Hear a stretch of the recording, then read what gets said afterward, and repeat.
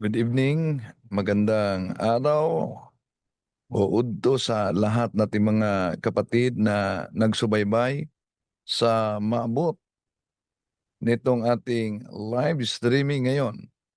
At dahil ito'y spiritual warfare, kaya nga nahirapan ako pagpasok dito pag spiritual warfare na, no? Naghang ang mga kagamitan. So, kaya kailangan natin ng protection prayer. Kanina, nag-prayer for protection ako, pero sa channel ko yon. Ngayon, ang daming mga kasabay ngayon sa live, so protection prayer tayo. In the name of the Father, and of the Son, and of the Holy Spirit. Amen. Lord Jesus, I ask you to protect our families. Banggit niyo sa isipan ninyo ang pangalan sa mga miyembro ng pamilya sa isipan lamang.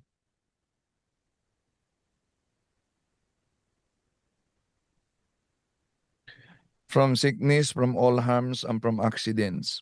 If any of us has been subjected to any curses, hexes, and spells, I declare these curses, hexes, and spells null and void.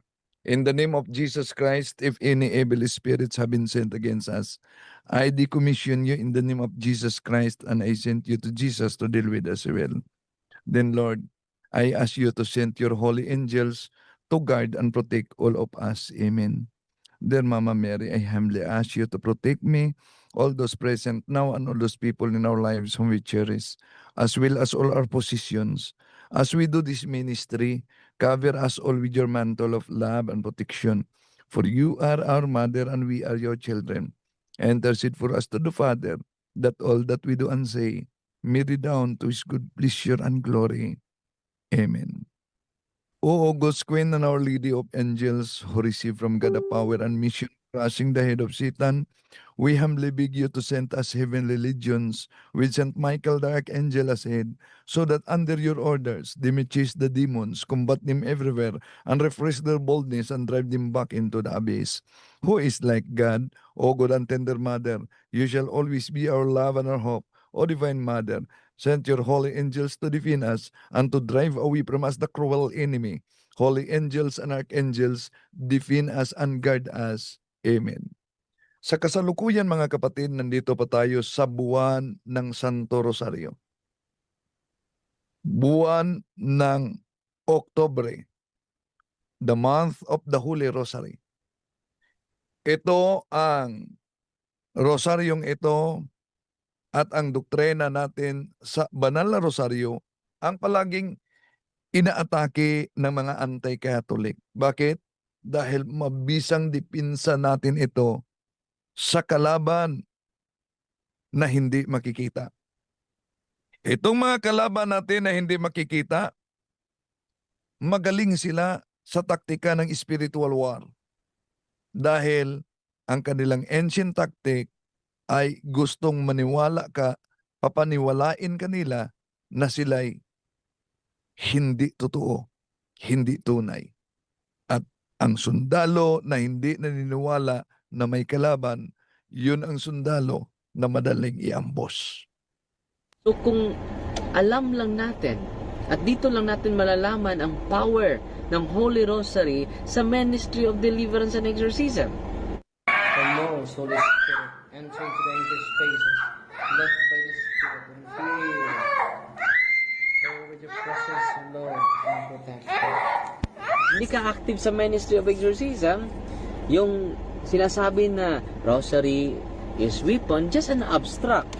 Abstract lang po yun. Dahil wala kang karanasan eh. Domini nostri Jesu Christi, and cast out all evil spirits now from us, and go immediately.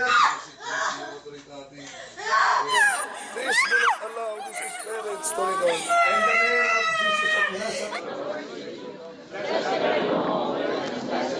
Pray for us. Saint Anthony. Pray for us. Saint Benedict. So, sa modernong panahon natin ngayon, maraming di maniniwala na real ang ating immortal na kalaban. Pero tandaan natin ito mga kapatid, maniniwala man kayo o hindi, walang sino man sa atin sa mundong ito ang makakatakas sa espiritual na digmaan. At kahit hindi ka maniniwala, siguradong ang ating hindi makitang kalaban ay nagtatago kahit sa katawan ng mga tao. Ano po ba ang mga daanan? Tatalakayin natin ito. At sa kauna-unahang pagkakataon, matunghayan ninyo itong video sa deliverance ng Office of Exorcism. En nomine et virtute Domini nostri Jesu Christi, I rebuke, repudiate, bind and cast out all evil spirits now from us, and go immediately and directly to the foot of the cross of Jesus Christ.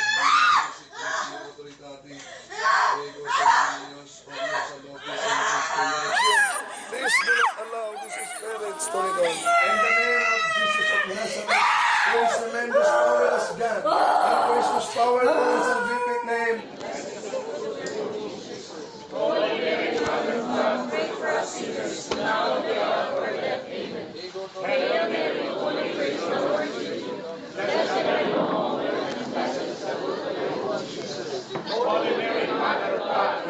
All you holy doctors, pray for us. Saint Anthony, pray for us. Saint Benedict, pray for us. Saint Dominic, pray for us. Saint Francis, pray for us. All you holy priests and Levites, pray for us. Name of Jesus, let it burn right now.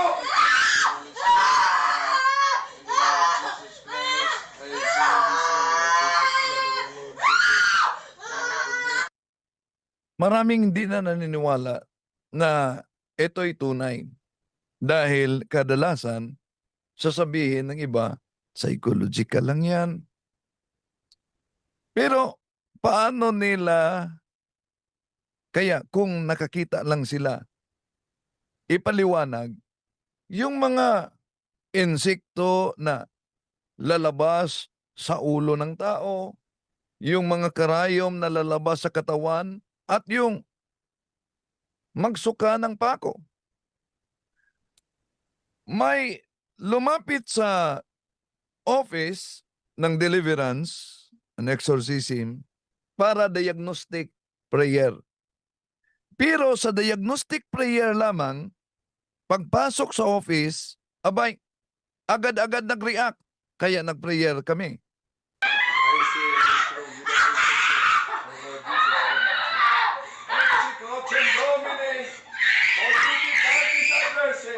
So kung mapansin ninyo dito, nakatulog siya. Hindi ibig sabihin na dahil nakatulog siya, ay wala na, umalis na. Nagtatago lang sa katawan. Ito'y diagnostic interview sana. Pero nang pumasok siya sa office para sa diagnostic interview, yun, nakita ninyo, nagwala na. No? At nakatulog. At nang nagpatuloy ang prayer, mapansin ninyo, tumawa siya. Ibig sabihin, ang nakatago sa kanyang katawan, nagpahiwatig, may hold ako sa babaeng ito. May hold ako sa babaeng ito. Ito. Repudiate, bind and cast out all evil spirits. At ito ang sinabi na pag tumawa sa deliverance o kahit sa exorcism, ihinto muna. At ipagpatuloy ang interview para matukoy ano po ba ang mga entry points.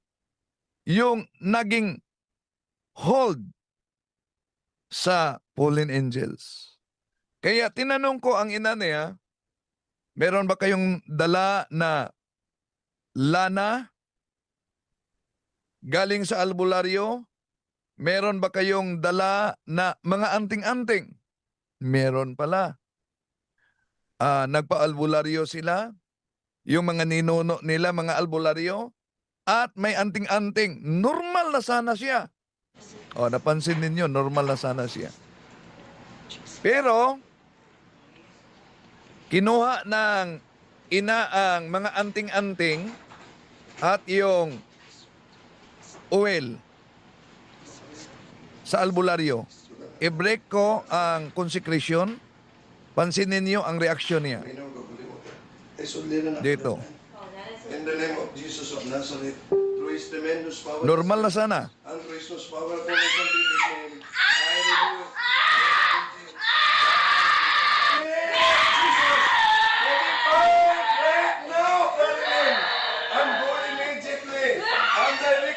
So, nagwala na naman siya.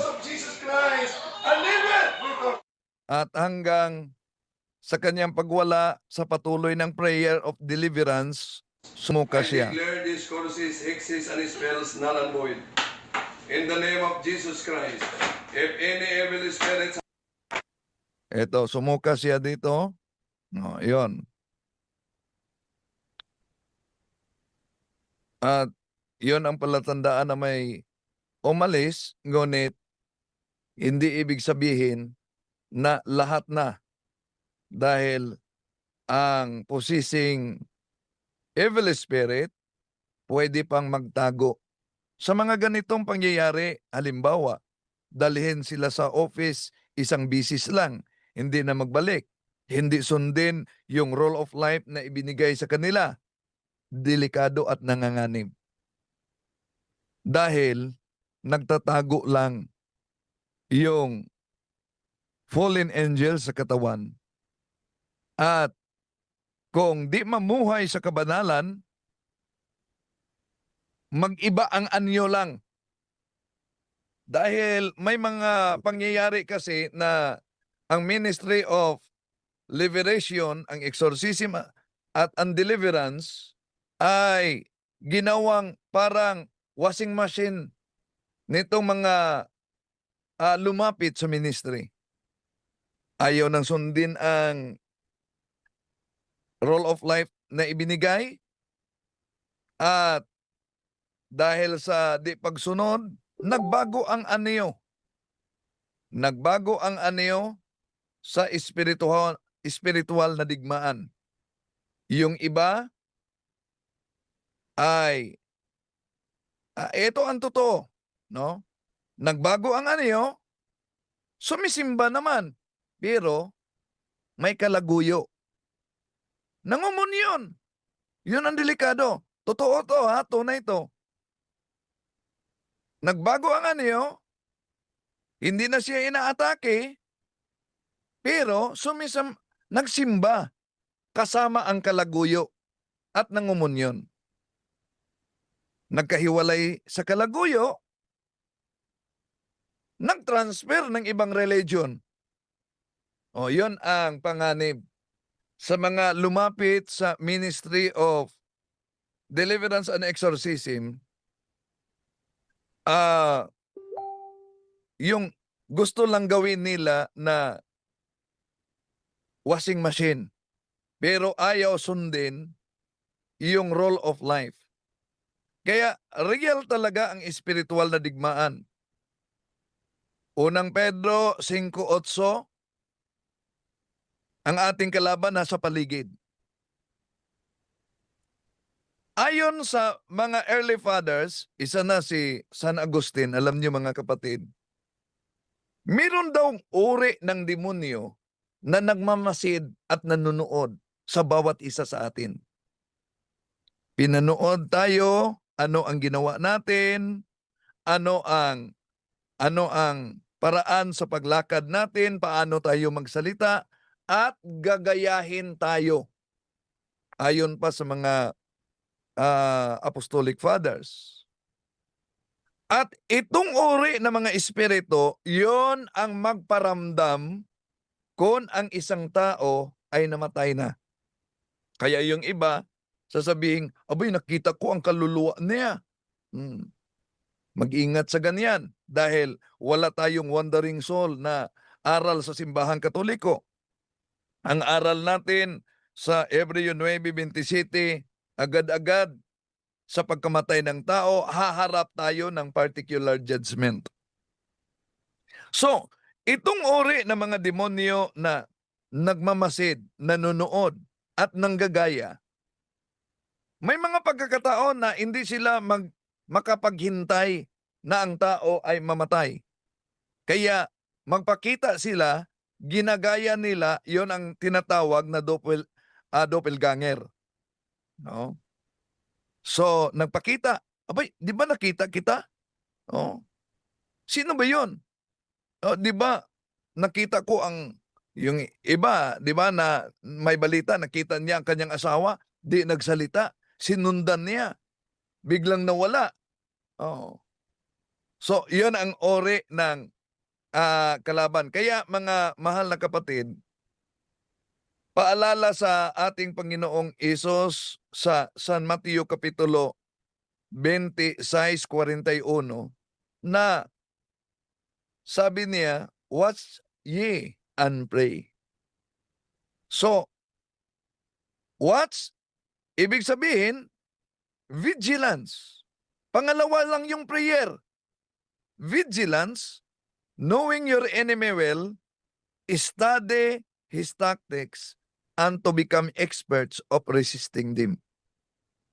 And remember, demonic assault takes a variety of forms. Iba't iba ang uri ng atake ng demonyo. And what are the common war strategies of our immortal enemy? Meron tayong tinatawag na ordinary and extraordinary demonic attack.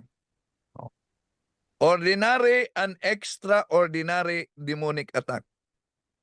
Ano po ba yung tinatawag na ordinary? Ordinary lang. Pero kahit sila si Adan at si Eva ay natalo nito. Deception. Oh. Deception. Dahil ang demonyo ay deceiver. Oh. Siya ang ama ng kasinungalingan. Juan Kapitulo 8:44. Kaya daming mga sikta ngayon na tatag lamang ng tao. Daming sikta ngayon na tatag lamang ng tao para ma-deceive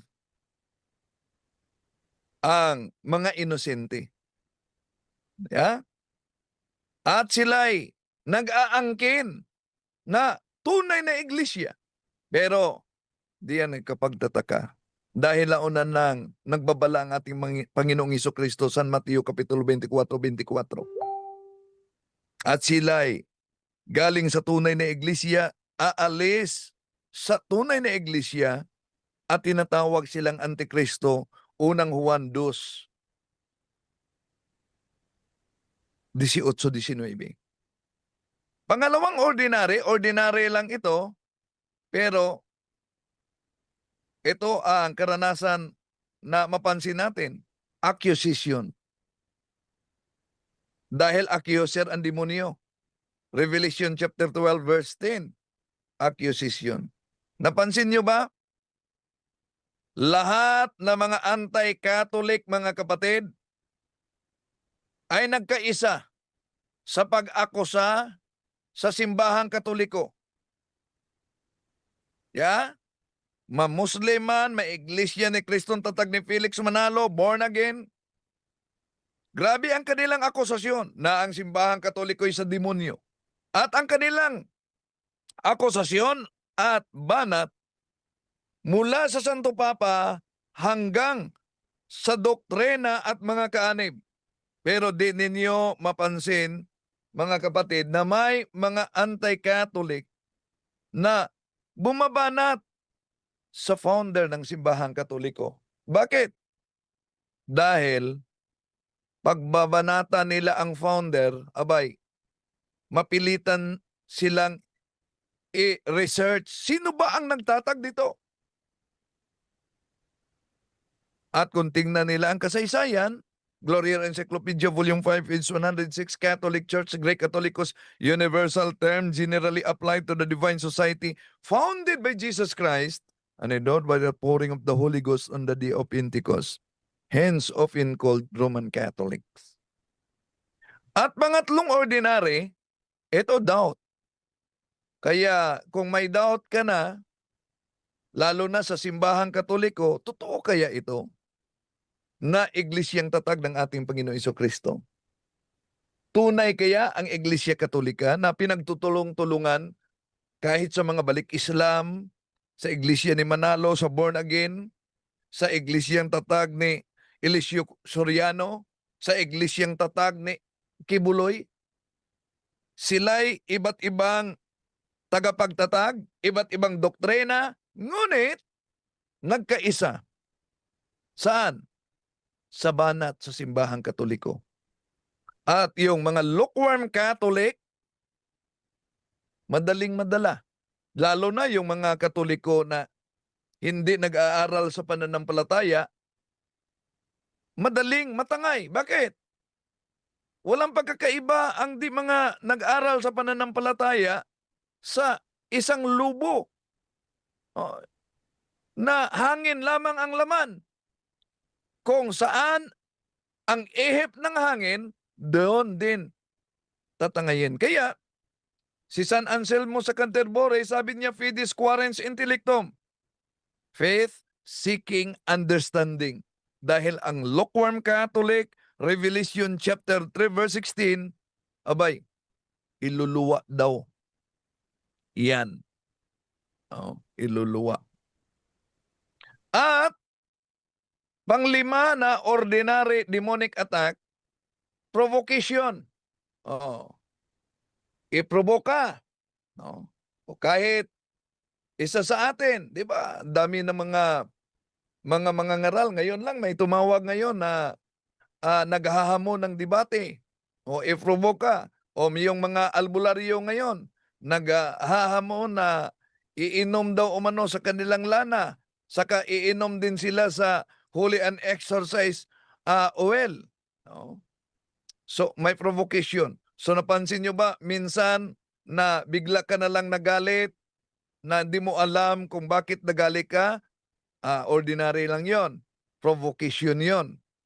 No?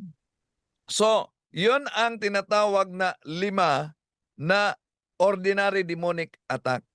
And beyond the ordinary activity of the demons, sa pamamagitan ng temptation, meron silang extraordinary demonic attack. Ano yung extraordinary demonic attack? Meron tinatawag na infestation. Nananahan sila saan? Sa bahay, sa puno, sa lupa, sa tubig, sa kahoy. Yon, ang tawag niyan, infestation. Ang iba nananahan saan? Kahit sa hayop. O, merong tinatawag na 3 ori ng infestation. Ano yon? Local infestation. Ano yung local infestation? Naalala nyo yung mga demonyo ay humingi pahintulot ng ating Panginoon Jesucristo na papasok sa mga baboy. Local infestation. Personal infestation. Yung grabing atake ng demonyo sa buhay ng tao. At yung tao na yan na inaatake, pati na sa isip at damdamin niya. Oh. Merong diabolical possession. Oh. Yun ang the highest extraordinary demonic attack. No? Extraordinary demonic attack. Now, ngayon, merong tinatawag na diabolical oppression. Ano pa yung direct oppression? Diabolic oppression. May direct oppression. Ano yung direct oppression? Ito ang sintoma ng direct oppression. yung paulit-ulit na mga temptasyon na halimbawa, masturbation, sex outside marriage, o kaya pag manonood ng pornography. Oh. Yun ay direct oppression. Object being moved. O kaya'y makakita ka ng shadow figures. O makarinig ka na may kumakatok o tumatawag sa pangalan mo. O kaya'y bigla ka na lang natakot. O, nagpanik. At nagkasakit. At may financial problem. Yon ay direct oppression. Oh. Pero may tinatawag na indirect oppression. Ano yung indirect oppression? Makakita ka ng iskandal, pare ba kaya na gumagawa ng kasalanan at dahil nakakita ka na ang pare ay gumagawa ng kasalanan, so humihina yung pananampalataya at ayaw mo nang magsimba. Merong tinatawag na diabolic obsession. Oh, ano yung mga symptoms ng diabolic obsession? Yung reasoning becomes confused, hopeless ka, pati na insomnia. Di ka makatulog. Nasa diabolic obsession pala yan. Oh, yung mga panaginip na masasama at grabing panaginip. Yung iba ay may kasintahan na dyan sa panaginip. Yung severe depression, makarinig ng mga tumatawag, meron ng suicidal thoughts, o meron ng gustong mananakit sa iba. O yung isipan na pumasok sa isip mo na mga iba talagang isip na itinanim ng demonyo. So, yon ay diabolic obsession. No? Na atake ng kalaban. Oh. So, sa panaginip, meron yung spirits of incubus, meron din yung spirits of succubus. Kung ang isang babae ay nanaginip na may kasintahan at may sex sa panaginip, pakipagtalik, incubus yan. Kung lalaki ang nanaginip, babae ang kanyang kasintahan at nakipagtalik o kaya may kasintahan, succubus yan. Oh. At maraming mga naka-experience ng ganito, mga kapatid. At merong tinatawag na diabolic subjudiction. Ano ba yun? Yung umanib ka sa grupo ng satanismo o naging albularyo ka kapalit ang mga kapangyarihan galing ng demonyo. At ang pinakahuli, ngunit ito'y the highest form of extraordinary demonic attack, yung tinatawag na diabolic possession. So, dito na papasok ang solemn exorcism. Diabolic possession. Ngayon, ginagamit ng ibang sikta, mga mahal na kapatid, yung Marcos Kapitulo 9:28 na nagsabi ang mga apostol sa ating Panginoon na merong nakita kami na nagpalayas ng demonyo. Hindi namin sila kasama. O, ito'y ginagamit ng ibang sekta. Tandaan natin Bible must be interpreted according to the context in which it emerged. Ano po ba ang konteksto diyan? ayon sa mga Bible scholars, yung mga nagpalaya sa pangalan ng Panginoong Hesukristo na hindi kasama ng mga apostol ay mga disipulo ni San Juan Bautista. Yun pala, mga disipulo ni San Juan Bautista. Pero ginagamit yan sa ibang sikta. Okay, balikan muna natin. Diabolic possession. The most serious of the demonic attack. Gives the impression that the demon is inside the person's body. At time, walking through the person's mouth, talking through the person's mouth, and using other parts of his body. No. Dito na papasok ang kailangang diagnostic interview dahil sa demonic possession ay may iba't ibang ori ng demonic possession. Ano yon? May tinatawag na occasional type of demonic possession. May tinatawag na occasional type, meron lang pinto ang nabuksan, pumasok, at nang dinala sa minister ng simbahan, umalis, hindi na nagbalik. Yon ang tinatawag na occasional type of demonic possession. Merong tinatawag na indwelling type of demonic possession. Doon na papasok ang mga exorcist gamit ang solemn exorcism. Basta demonic possession, dapat sa exorcist na yan, mga kapatid. Dahil walang pagkakaiba yan, halimbawa sa sakit. Kung lagnat lang, pwede yang magamot kahit hindi doktor. Pero pag kanser na, abay, huwag lang kayong mangunguha ng ordinaryong doktor.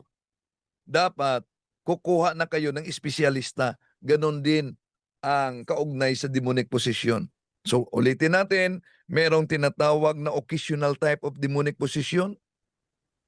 Merong tinatawag na indwelling type of demonic possession. Yun, sasabihin nila, hindi kami alis, hindi kami alis. Amin siya, amin siya. Oh, yung mga tumatawa na nakita ninyo. Oh. So, may hold ang demonyo sa buhay niya. Kaya, tingnan, ano po ba ang pinagdaanan? Yung tinatawag na stop. Ano yung stop? Sin, evaluate the 7 capital sins. Yung concupiscence. Ano yung concupiscence? Pride of life. Pride, anger, envy. O, yun ang kasalanan ng mga demonyo. Pride of life ang tawag yan sa concupiscence. Concupiscence of flesh. Ano yan? Gluttony, lust, and sloth. Ang concupiscence of eyes, yun ang greed. Diyan napapasok ang mga kontraktor na mangnanakaw, lalo na yung mga mambabatas na kasabwat na hindi lang under the table, kundi including the table pa. No? So, yan. Pero mapansin ninyo mga kapatid, yung mga mabigat na ang kasalanan, lalo na bilyon-bilyon, trilyon ang ninakaw, mapansin ninyo, di niyo makita na may napusi sa kanila na dinala sa simbahan. Bakit? Dahil ang taktika ng demonyo. Sige, pagpatuloy mo lang yan. Mangnakaw ka lang sa kaba ng bayan. Di ka papakitain ng demonyo. Di siya magpakita sa iyo. Hindi ka i-attack niya. Bakit? Dahil para sa demonyo, may time ako pagkatapos sa buhay mo sa mundong ito. Kaya yung mga mangnanakaw sa kaba ng bayan, yung mga mamamatay tao, yung mga drug lords, di kayo makakita na may napossess. Dahil iba ang taktika ng demonyo. Sige, pagpatuloy mo lang yan. yung may mga kalaguyo, pagpatuloy mo lang yan. Total, may time ako. Tapos sa buhay mo, sa mundong ito. Okay. So, ulitin natin, ang demonic possession, merong tinatawag na yung entry points, stop, sin. T, traumatic experiences. O, occultism. Occultism, anting-anting, albularyo, at iba pang mga superstitious beliefs na binanggit sa Catechism of the Catholic Church 2138. And then P, preternatural offering. Yung pag-aalay, malapit na ang All Souls Day. Yung mga nag-aalay ng pagkain, yung nag-aalay ng mainom, bawal yan mga kapatid. Ang kailangan para sa kaluluwa, hindi yung pagkain, kundi yung panalangin. No? So balikan natin yung iba't ibang uri ng demonic possession. Binanggit na natin ang entry points. No? Stop. Sin, traumatic experiences, occultism, preternatural offering. Sa demonic possession, merong tinatawag occasional, merong indwelling, merong tinatawag na epileptic type of demonic possession, parang epilepsy. Pero dahil ang kanyang mga ninuno ay may mga anting-anting at may aversion sa sacramentals, yon, epileptic type. May tinatawag na somnambulistic type of demonic possession. Ano yung somnambulistic type? Yung natulog na naglakad. Pero linawin natin, ayon sa formation doon sa UST, yung foreigner na exorcist na nag-lecture sa amin, meron daw umanong hindi possessed, meron ding demonic possession, yung natulog na naglakad. Pero pag paulit-ulit na nangyari na natulog siya, ngunit naglakad at nakarating sa isang lugar na di niya alam na yon ay bakit nakarating siya sa lugar na yon, yon ang tinatawag na somnambulistic type of demonic possession. Dormant type, sa loob pa lang ng sinapupunan ng ina, possessed na ang bata. So, yon ang iba't ibang mga tinatawag na demonic attack. Kahit hindi ka maniniwala, pero real ang digmaang ito. At tingnan nyo ulit, ang epekto ng anting-anting. Kinuha ng mama ang normal na sana siya, ang mga anting-anting at ang lana galing sa albularyo para i-break ang consecration at itapon na ito. Ayan. Habak niya galing sa albularyo. Normal na sana.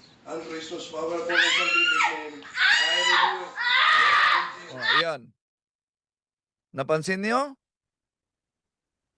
At hindi lang yan. Meron pang pagkakataon mga kapatid na ang isang dalaga ay sinama sa kaniyang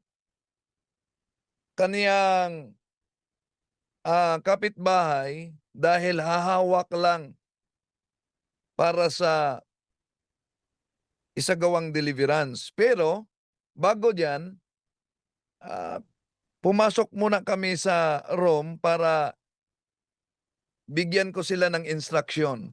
Ano ang gawin? Basta sinabi ko sa kanila na dapat mag-general confession muna. Pero alam nyo, mga kapatid, Pumasok na kami sa Rome. Pagpasok namin sa Rome, yung kasamang dalaga na hahawak lang sana, abay, biglang nag-react.